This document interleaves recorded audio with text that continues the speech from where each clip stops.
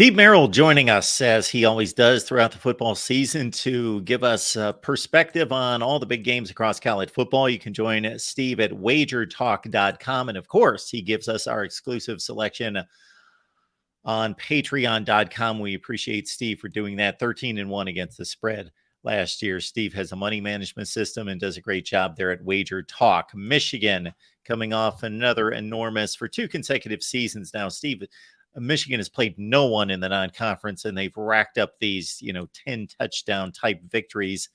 And they disposed of East Carolina kind of in lackluster fashion, 30-3. Did not cover last week. This week, the number is 37 against UNLV.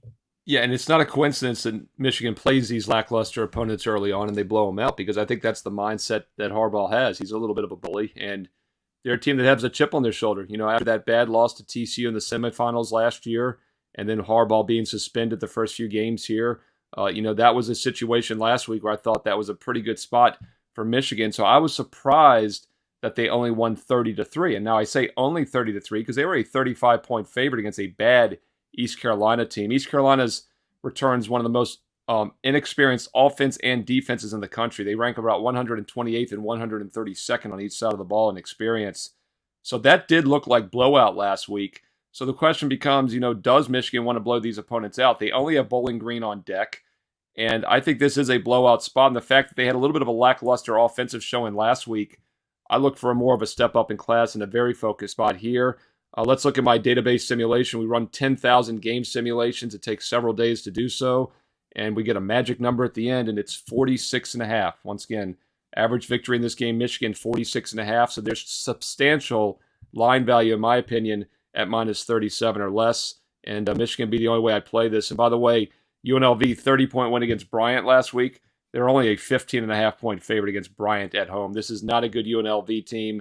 The 283 rushing yards is very misleading. That will not be the case this week. I'm not expecting that the traffic on the Bryant UNLV game was very high, but you're the only person I know that would know the line on that game, Steve.